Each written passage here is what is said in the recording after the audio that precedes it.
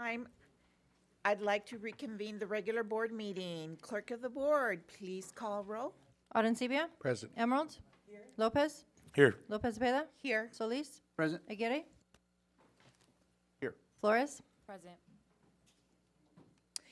We will now hold a moment of silence and the Pledge of Allegiance. Please stand.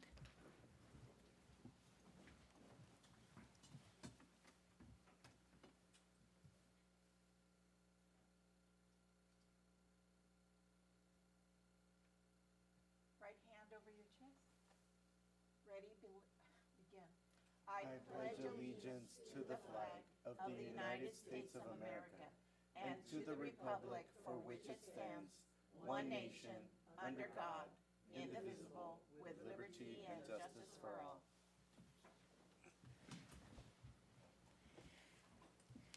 The board met in closed session preceding this meeting to discuss the following issues. Item 1, student expulsions, suspended, expulsions reinstatement, Education Codes Section 48916 through 48918, students identified by case and ID number. Item 2, public employee discipline, dismissal, release, Government Code Section 54957. Item 3, conference with legal counsel, existing litigation, paragraph 1 of subdivision D of Government Code Section 54956.9. Item 4, conference with legal counsel, anticipated litigation, paragraph 2 of subdivision D of Government Code Section 54956.9. Item 5, conference with labor negotiator, Government Code Section 54957.6. The board took the following action. Moved by Solis, second by Emerald, to approve the reinstatement of 3 students with a vote of Arancibia yes, Emerald yes, Lopez Cepeda yes, Solis yes. Moved by Lopez Cepeda, second by Solis, to approve the compulsory leave of absence for one classified employee with a vote of Arancibia yes, Emerald yes, Lopez Cepeda yes, Solis yes. At this time, I will entertain a motion to approve the agenda for the October 13, 2025 regular board meeting. Do I have a motion? So moved. Second. Flores? Yes. Arencibia? Yes. Emerald? Lopez? Yes. Lopez Cepeda? Yes. Solis? Yes. Motion passes 5 yes. Okay. We will now have a message from Superintendent Dr. Moises Aguirre. Thank you, President Lopez Cepeda. Good afternoon and good evening to everybody. On this occasion, I wanted to first and foremost congratulate and recognize that this is Filipino Heritage Month, so congratulations to all of our Filipino community members, students, staff, and community. Again, we in our district, we celebrate diversity, we celebrate equity, and we celebrate inclusion. I just want to make sure we take a moment to recognize that. I also wanted to, you may note that on your desks we have some construction regalia. We recently conducted our groundbreaking for the athletic field project at Southwest High School, and we're proud to report that we now have construction for athletic fields going on at Castle Park High School, Chula Vista High School, Mar Vista High School, and now Southwest High School. I think that's a commitment that this governing body made, and this is a commitment that is now met. So again, we want to make sure we extend our gratitude to all those who vote to support bonds, because without that support, this construction and these improvements would not be possible.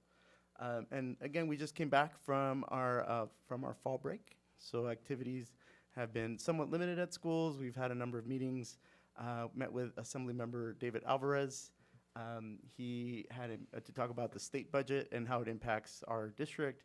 We also attended his ceremony recognizing and celebrating Hispanic Heritage Month. And so there's a number of events out there that we have been doing to celebrate and recognize. And with that, I will conclude my comments. All right, thank you.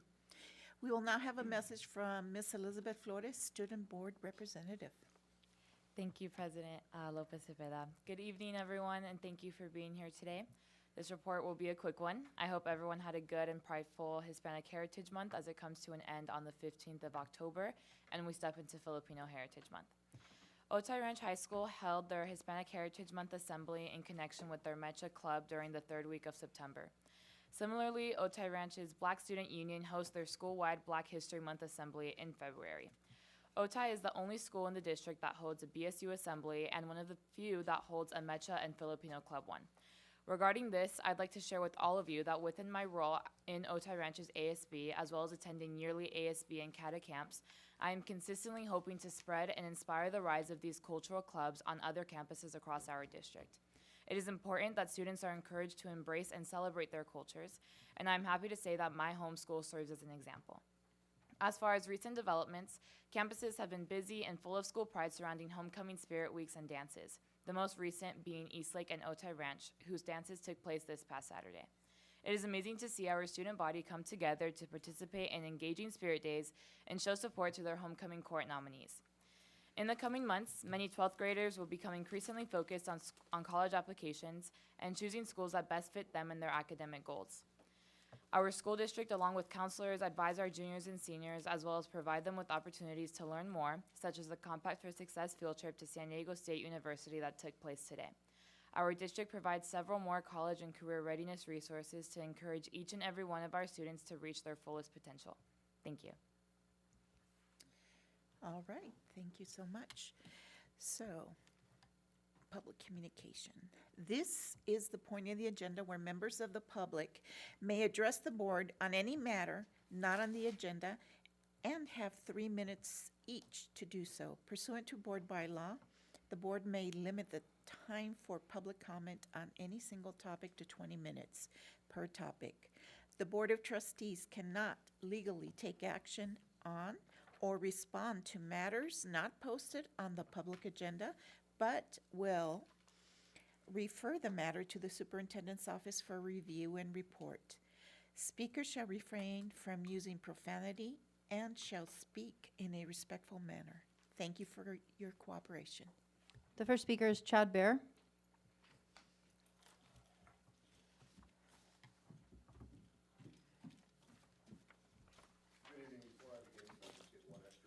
Time to go through everything I'd like to discuss. 3 minutes. So you guys can come in 2 minutes late, start late, but you won't give me 1 extra minute to speak. How many speakers do we have?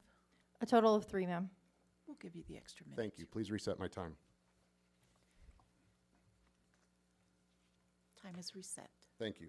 Good evening. My name is Chad Bear. I'm sure you remember me from the past few board meetings. I'm here today to address the board's lack of action to hold those accountable who have continued to abuse children, violate the law, and violate student rights within Sweetwater Union High School District. Since July 2024, it has been thoroughly documented by me that the administration and staff employed by Sweetwater Union High School District have been violating federal law, and California Department of Education policy while abusing children. Starting with Ulysses Hernandez at Rancho Del Rey Middle School, who stood up at orientation in front of a crowd of parents and students and bragged about how he violates California law under California Education Code Section 35292-5. Where were you all? At open house months later, he doubled down on this violation. Where were you all? Through numerous emails between Ronnie Pytel, Ulysses, and myself, they refused to follow California law while insisting I come to see their justification for violation while claiming they checked with district's legal stating that they were not in violation of law. Where were you? When the state determined through a Williams uniform complaint that the school was in fact violating the law, where were you?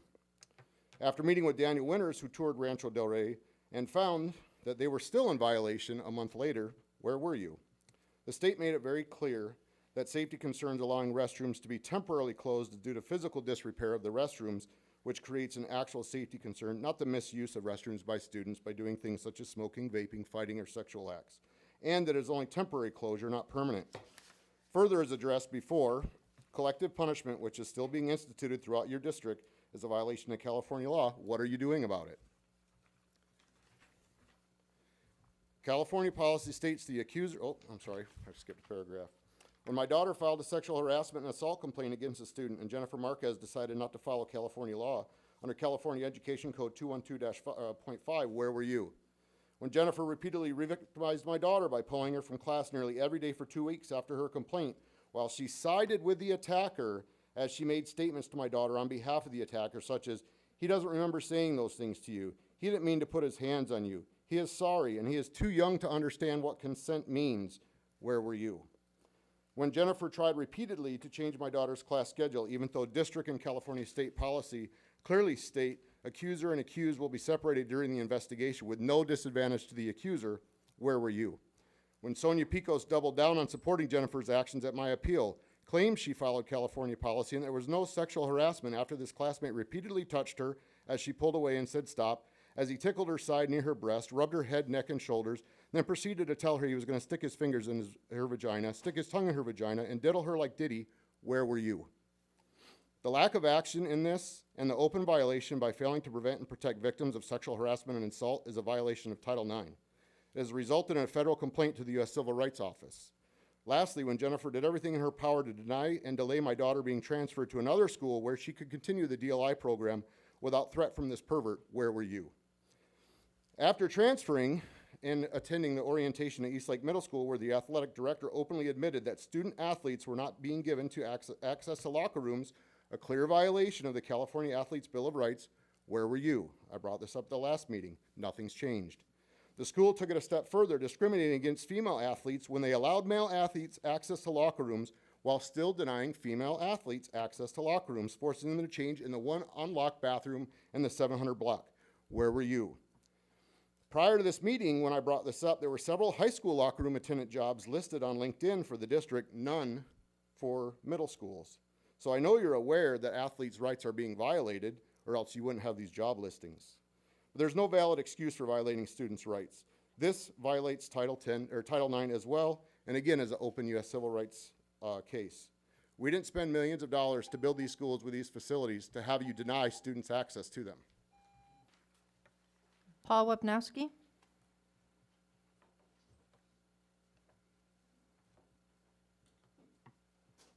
Hey, good evening, everyone. I have letters for everybody. Okay. Thank you.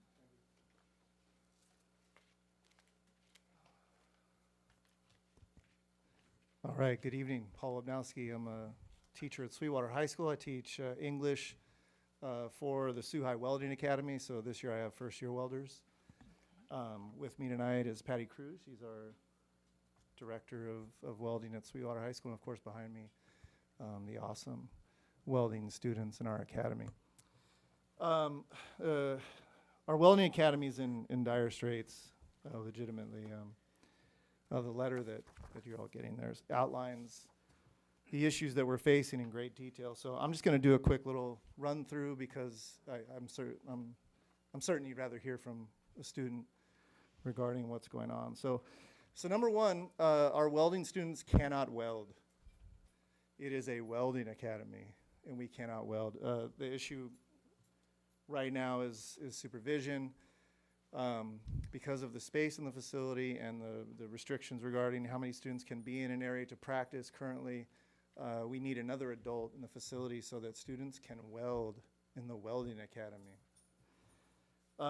Also, our students are limited to only welding in one position of the several that are needed to have the mastery in the practice. We have capacity for more electrical drops in our facility, but our power needs to be upgraded to accommodate what certainly could be more drops for more, more practice time for those certifications. Students cannot meet required hours of practice to become certified in specific welding techniques. So specifically, our third-year welders who are moving in the progression of skills advancement to the TIG welding, we only have one station for that in the facility right now for the third-year welders. And then ventilation in the facility is an issue. The ventilation is fixed in one position, and we need it in several so that we can operate all the different machinery in the facility so that they can do a variety of things. So, for example, they can't use the plasma cutting device because of the ventilation issue in the facility, and that's another skill that they could acquire. Okay, so we're concerned about retention. We're concerned about the actual academy not being a thing anymore, and it just becoming an elective, so that these issues don't actually have to be dealt with. Okay, thank you very much. I'm going to hand it over to one of our welders. Ureli Cruz.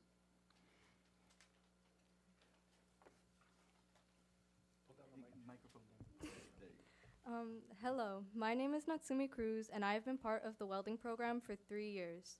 This last year, issues have been brought to the school's attention regarding ventilation and now lack of another certified adult, which means we can no longer weld. During my previous 2 years, I was told that being in the welding program would be the best path if I wanted to enter the workforce. With this in mind, I made it a point to challenge myself to not just learn everything within the program, but to really push myself to my absolute best.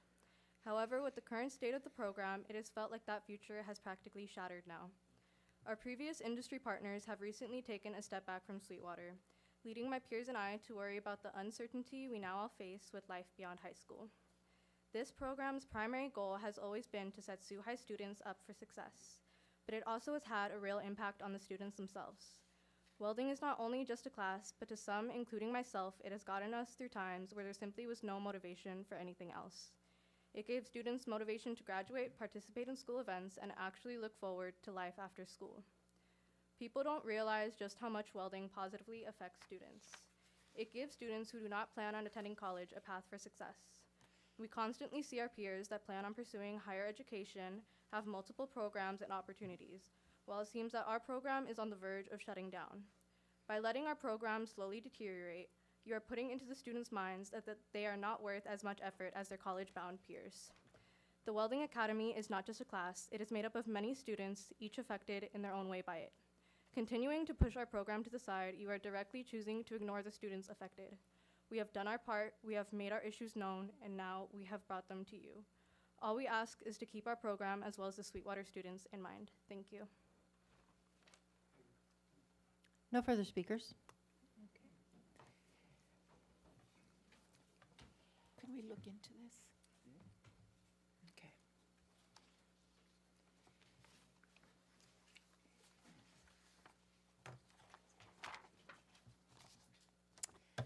Okay. Clerk of the agenda. Clerk of the board, will you please read the items being pulled from the consent agenda? Yes, I have one change on board agenda item K3. The superintendent's recommendation needs to be revised to add that this item is pending ratification from CSEA membership. The item will be updated after board approval. The following items are pulled. F3 by staff. All right. Okay.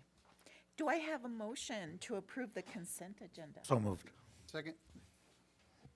Flores? Yes. Arencibia? Yes. Emerald? Yes. Lopez? Yes. Lopez Cepeda? Yes. Solis? Yes. Motion passes 5-0.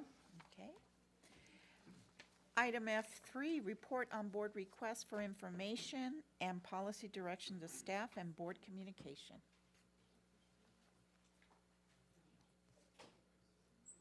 If I may?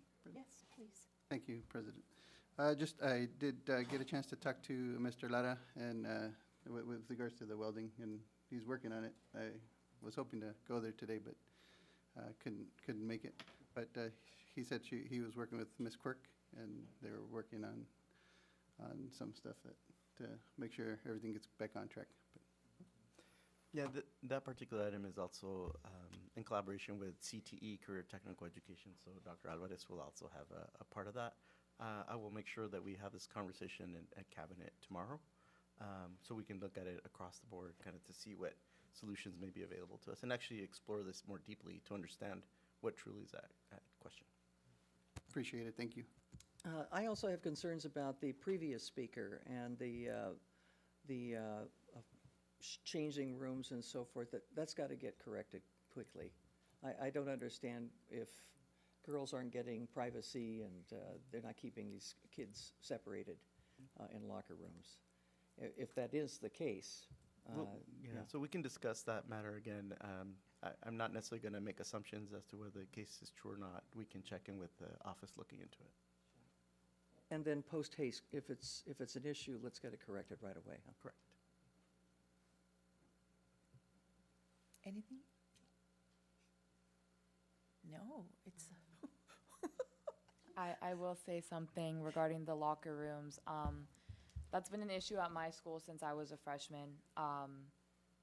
There's often, especially I see it with girls during cross-country season, our cross-country team has like 60 members, and they're often crowding in the bathroom trying to change before their practice because they don't have access to locker rooms.